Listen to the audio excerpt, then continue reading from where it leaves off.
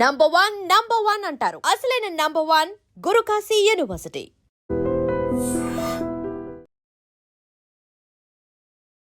Welcome to eighteen news. This is Pavan. అమెరికాలోని చికాగోలో అయితే ఘోర రోడ్డు ప్రమాదం జరిగింది.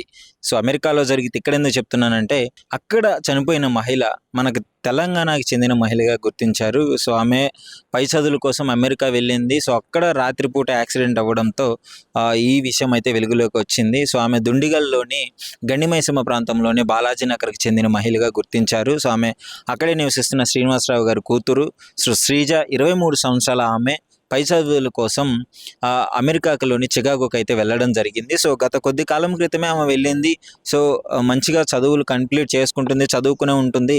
సో చదువుతున్న క్రమంలోనే రాత్రి ఆమె నివసిస్తున్న అపార్ట్మెంట్ నుంచి కొద్ది దూరంలో ఒక రెస్టారెంట్కి అయితే ఆమె వెళ్ళడం జరుగుతుంది. రాత్రి భోజనం చేయడానికి అయితే రెస్టారెంట్కి వెళ్తున్న క్రమంలో ఒక ట్రక్కు అకస్మాత్తుగా వెనకాల నుంచి చాలా స్పీడ్గా వచ్చేసి ఆమెను గుద్దడంతో సో ఘోర రోడ్డు ప్రమాదం జరిగింది. సో ఆమె అక్కడికక్కడే చాలా సివియర్ ఇంజూరీస్ అయ్యి పాపము అక్కడే స్పాట్లో చనిపోవడం జరిగింది.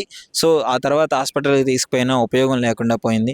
సో వెంటనే ఇక్కడున్న వీళ్ళ పేరెంట్స్ అయితే అక్కడ అమెరికాలో ఉన్న తెలుగు సంఘాల వారికి అయితే ఇన్ఫామ్ చేసి ఆ బాడీని తొందరగా తెప్పించే సహాయం అయితే కోరుతున్నారు.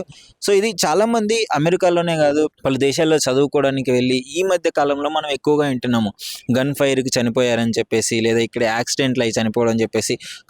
ఒక 2 నెలల్లో 1 నెల క్రితమే మనం కార్ యాక్సిడెంట్ అయ్యి సజీవ దహనం అయ్యారు ఫ్యామిలీ మొత్తం. అంటే చాలా బాధాకరమైన విషయం అని చెప్పుకోవాలి. అంటే ఇక్కడ నుంచి వెళ్ళి అక్కడ చనిపోవడము, మన తెలుగు వాళ్ళు చనిపోవడం అనేది చాలా బాధాకరం. ఏదో సాధించాలి అని చెప్పేసి ఆ పాపం వాళ్ళ తల్లిదండ్రులు కోరుకొని కష్టపడి ఆడపిల్లను కూడా అంత దూరము పంపించినప్పుడు సో ఈ సాడ్ ఇన్సిడెంట్ అని చెప్పుకోవాలి. అంటే వాళ్ళ పేరెంట్స్కే తీరని లోటు అని చెప్పుకోవచ్చు.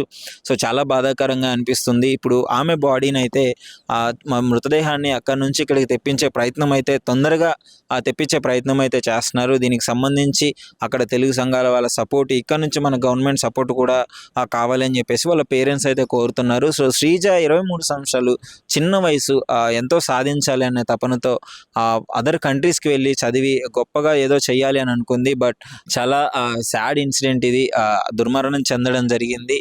సో ఇలాంటి ఘటనలు చాలా జరుగుతున్నవి. అంటే అమెరికాలో కూడా చాలాసార్లు మనం విన్నాము గన్ ఫైర్ అయ్యి చదవడం కూడా, మొన్ననే రీసెంట్గా విన్నాము. అంటే చాలా బాధాకరం. ఇంకా ఏం చెప్పగలను చెప్పండి. అంటే వాళ్ళ పేరెంట్స్ కూడా చాలా బాధపడుతున్నారు. దుండిగల్ ప్రాంతాలకు చెందిన వాళ్ళు వీళ్ళు. సో ఈ ఇన్సిడెంట్ పైన అసలు మీరేమనుకుంటున్నారు? మీ అభిప్రాయాన్ని కామెంట్ రూపంలో తెలియజేయండి. నిజంగానే అంత దూరం వెళ్ళి చదువుకోవడం మనం అంటే అవసరం అంటారా, లేదా ఇక్కడే ఒక మంచి స్థాయిలో చదువుకొని ఇక్కడే మంచిగా జాబ్ చేసుకుంటే బెటర్ అంటారా? మీ అభిప్రాయాన్ని డ్రీమ్తో అయితే షేర్ చేసుకోండి. నిజంగా ప్రస్తుతం ఉన్నటువంటి సమాజం దేనికి ప్రయారిటీ ఇస్తుంది? ఆర్థిక సంబంధాల చుట్టూ మాత్రమే తిరుగుతుంది. మళ్ళీ ఎన్నికలంగానే చాలా విరక్తి కలుగుతాం. మంచి అనిపిస్తుంది కదా, లేడీస్ కూడా ఛాలెంజింగ్ జాబ్స్ చేసినప్పుడు చాలా బాగుంటది. ట్రాఫిక్ అసిస్టెంట్స్ గా నియమించిన ట్రాన్స్జెండర్స్ అందరితో సాల్యూట్ చేయించుకుంటున్నారు. ఫుడ్ డెలివరీ ఇవ్వటానికి వెళ్ళినటువంటి డెలివరీ బాయ్ అనిల్ పై కళ్ళ ముందు